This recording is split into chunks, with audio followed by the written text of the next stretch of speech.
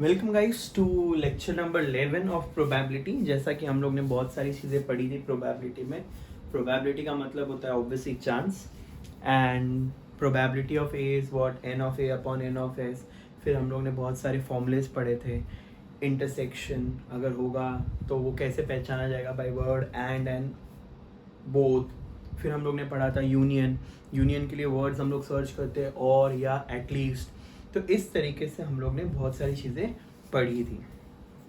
फिर हम लोग ने पढ़ा था एक ही इवेंट होता है, एग्जैक्टली वन हैपेंस। तो याद है ए इंटरसेक्शन बी कॉम्प्लीमेंट।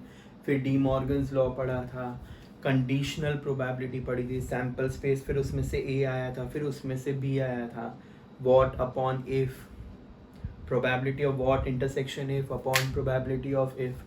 तो ये सब चीज़ें हम लोग ने पढ़ी थी अगर याद होगा तो। और लास्ट लेक्चर हम लोग ने जो देखा था वो देखा था हम लोगों ने उसके मिसलिनियस के एमसीक्यूज में। Before I start further I just quickly recap base theorem. If you remember base theorem,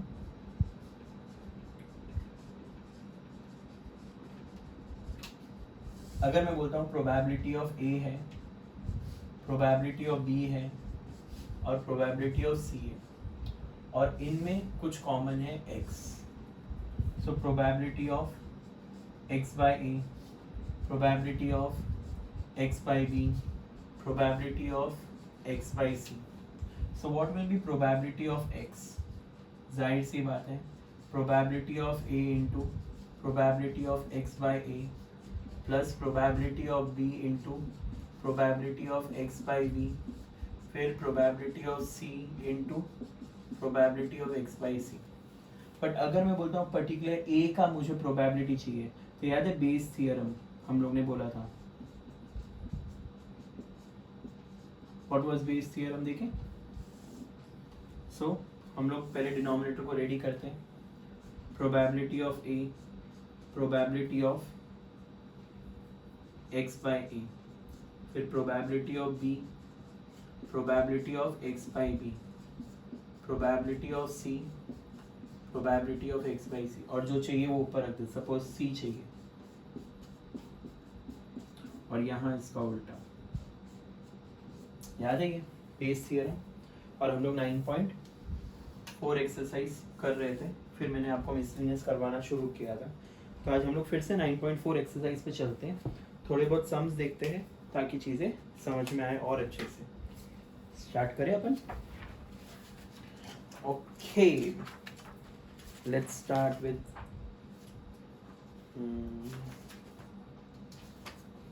9.4, right? चलो ओके, मैंने आई गेस फर्स्ट किया था, फोर्थ किया था, सेकंड कर ले। चलो शुरू करते हैं। Second some, exercise 9.4। A box contain 2 blue, तो ये बॉक्स 1 है, 2 blue and 3 pink balls, and another box contains 4 blue and 5 pinky। तो ये बॉक्स 1 ले लेते हैं और ये बॉक्स 2 ले लेते हैं। ठीक है बच्चों।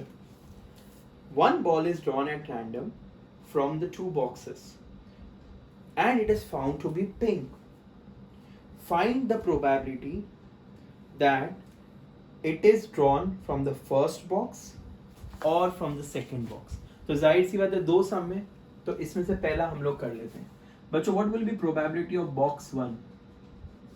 Can I say half? Probability of box 2, half. Probability of pink from box 1। बच्चों पिंक कितने हैं? 3। कितने में से? 5 में से। अब बताओ पिंक कितने हैं? 5। कितने में से? 9 में से। आई होप सबको समझा है मैंने क्या किया। So what will be probability of pink? Only pink. तो याद है probability of box 1, probability of pink from box 1। probability of box 2, probability of pink from box 2.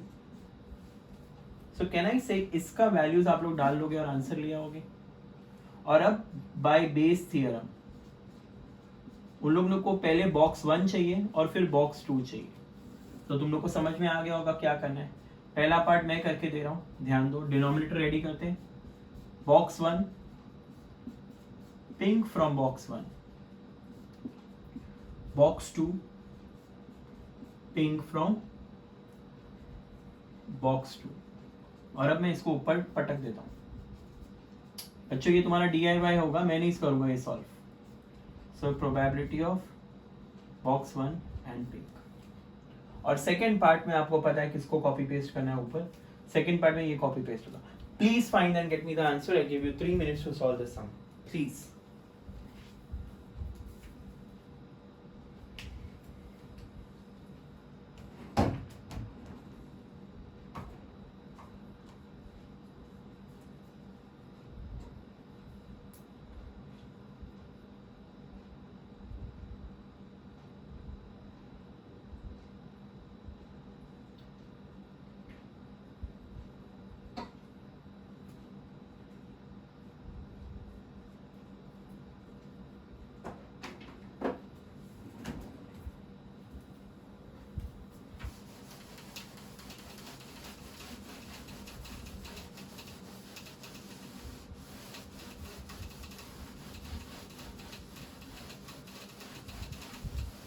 थोड़ा काला काला हो गया.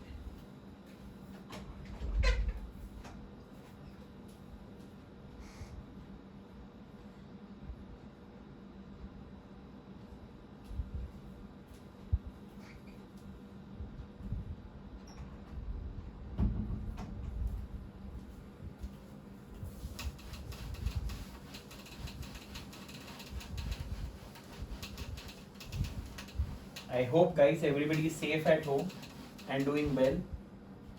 And to be very frank, आज तो न्यूज़ भी आई है कि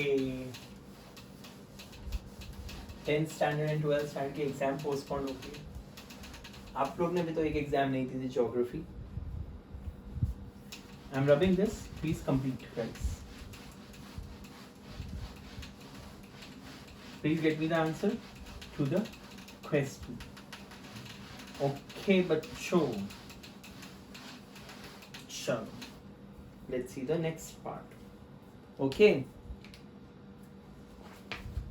let's move on to the next sum. Question 3. बड़ा ही सरल सम है, ध्यान दो. सरल means easy. There is a working woman hostel in a town where 75% are from neighboring town and the rest are from same town. यानी इसका मतलब neighboring town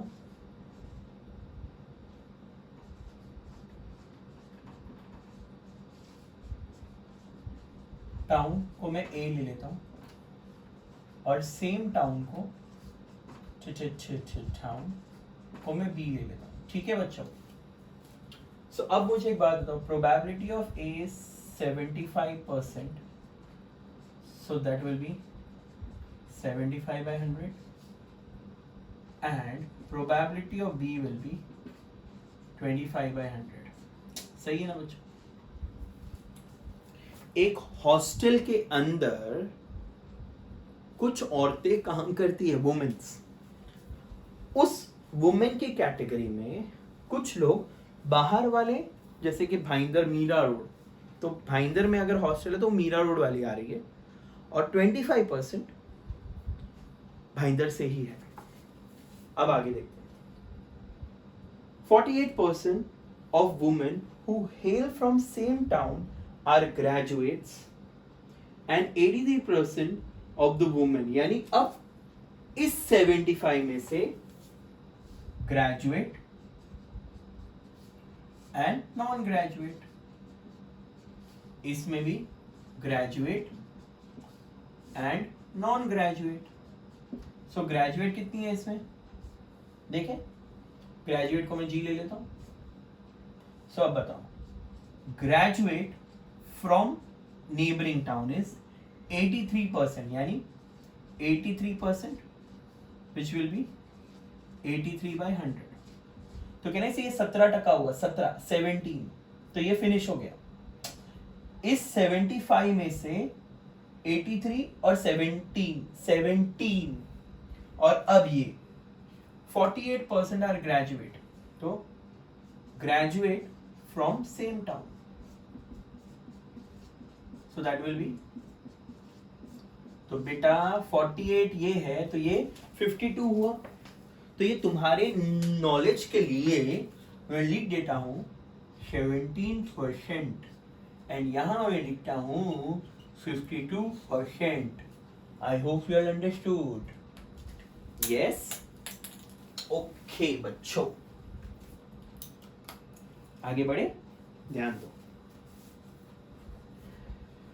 Who came from neighboring town are also graduate. Find the probability that the woman selected at random is graduate from same town, यानी by Bayes theorem.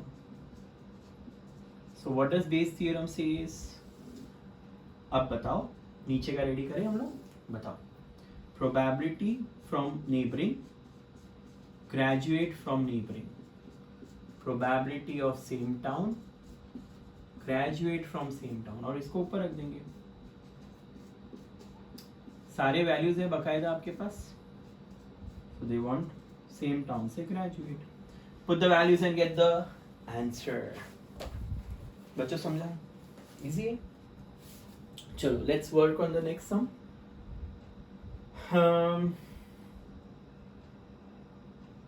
चलो let's work on fifth sum. Jar one का मतलब समझते हो? Jar 1 and obviously जाहिर सी बात है उसमें जार 2 भी रहेगा। सो जार 1 में 5 वाइट बॉल्स है और 7 ब्लैक बॉल्स है। यहां 3 वाइट बॉल्स हैं और 12 ब्लैक बॉल्स है। ओके बेटा, अ coin is flipped, if it is head a ball is drawn from jar 1 and if it is tail then the coin is drawn from jar 2. Suppose that this experiment is done and white ball is drawn. What is the probability that the ball was in fact taken from jar 2?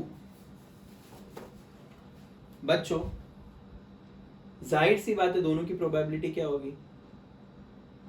Half half. तो probability of jar 1 is half, probability of jar 2 is half, और head और tail है तो भी half half होगा। अब उनको क्या चाहिए? White white white. Suppose this experiment is done and a white ball is drawn. So white ball from jar 1 is 5/12 and white ball from jar 2 is 3/15 by Bayes theorem. Can I say उनको jar 2 चाहिए, तो जाहिर सी बात है denominator ready करें। Jar 1 probability of white from jar 1, jar 2 probability of white from jar 2। अब ये ऊपर आ जाएगा, jar 2 probability of white from jar 2, तो probability of jar 2 and white and white. Complete कीजिए, आंसर नहीं। चलो जल्दी से फट फट फटाफट, please solve and gate the answer.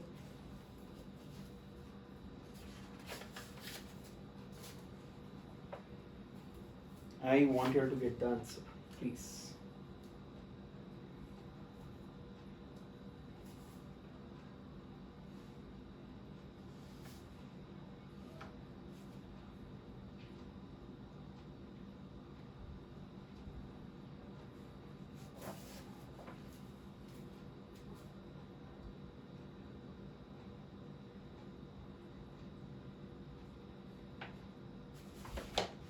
This is fifth sum.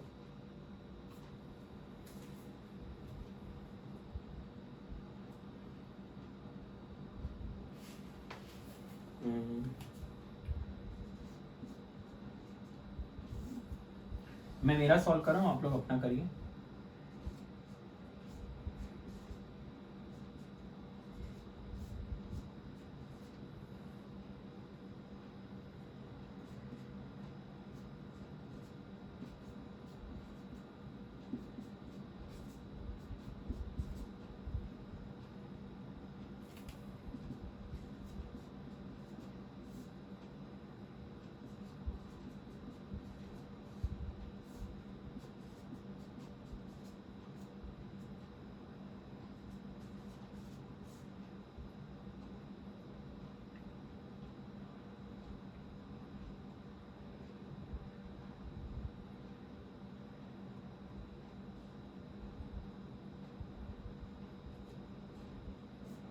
Three twelve ना, परफेक्ट, यही आंसर है बच्चा. हाँ यही आंसर है. कंप्लीट कीजिए.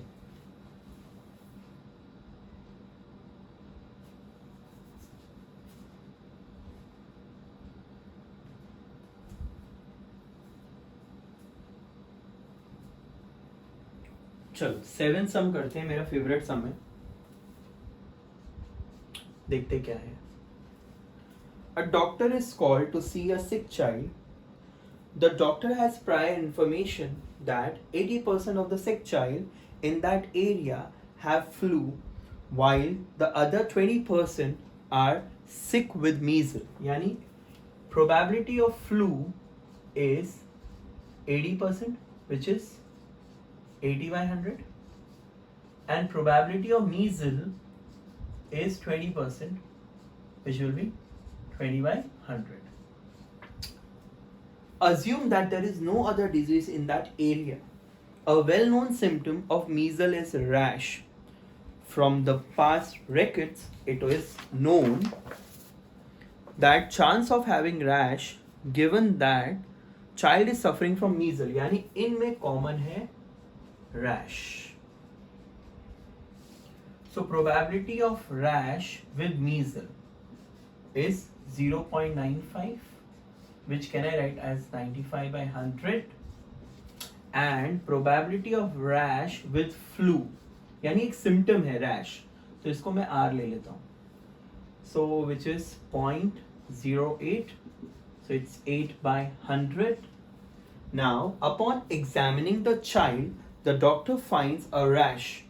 What is the probability that the child is suffering from measles? Now obviously बात है, इसको priority देनी है.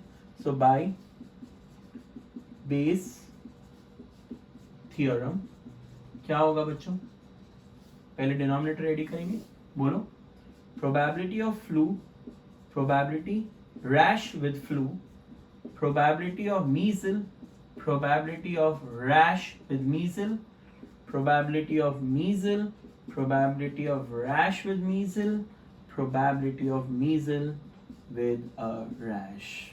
Please complete and get the answer. And I hope आपको समझा है. I wanted to solve and get the answer.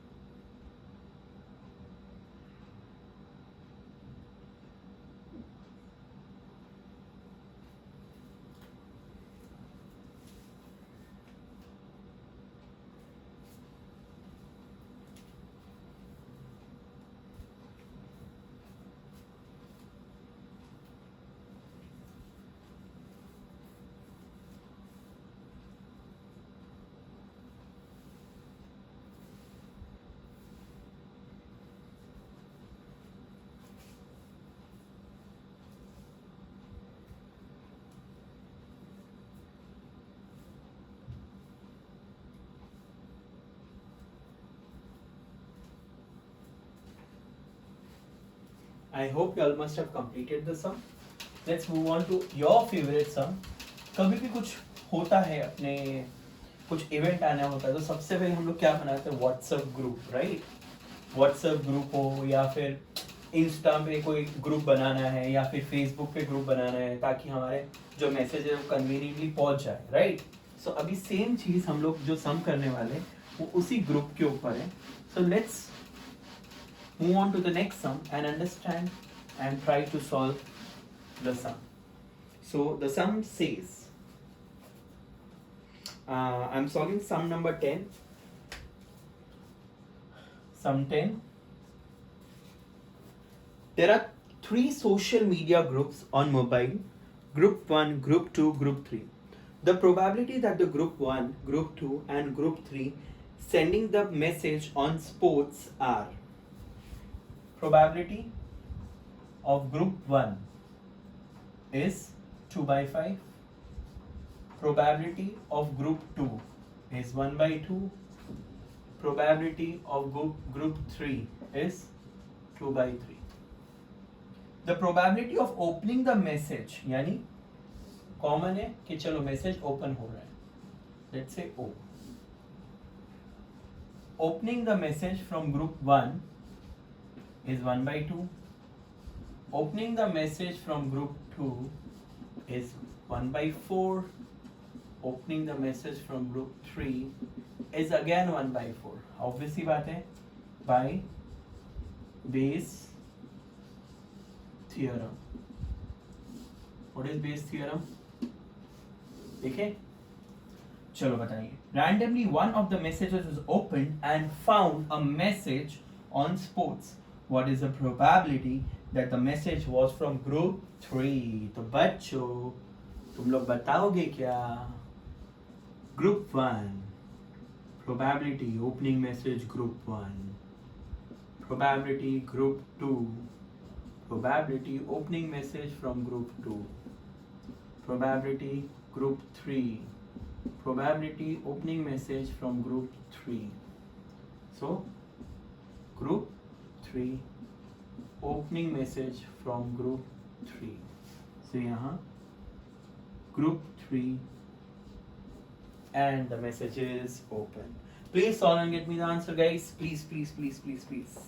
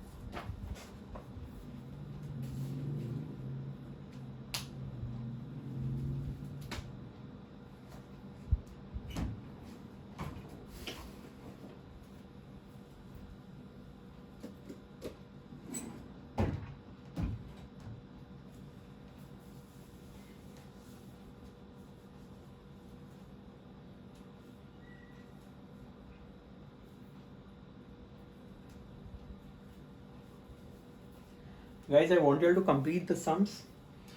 There are 2-3 sums left which are thoda sa tricky. I'm not going to solve today. We'll solve in the next class. I hope you all understood all the 6 sums whatever I have taught you all today in this class, and the concept is also thorough. Now tell me one thing, अगर मैंने open वाला मांगा होता तो खाली इतना ही होता था, but open के साथ साथ particular group मांगा है तो वो ऊपर, 2 मांगा होता तो ये ऊपर. यहाँ अगर मैंने रैश वाला मांगा होता तो इतना ही ये वाला आंसर होता था, बट मीजल वाला मांगा है तो probability of measles with rash. I hope you understood this. Make sure that you understand Bayes theorem. बहुत इंपॉर्टेंट है क्योंकि चीज़ें बहुत आसानी से सॉल्व हो जाएगी जेई में भी अगर ये कॉन्सेप्ट आता होगा तो. Alright, will stop here for the day. Will continue next time.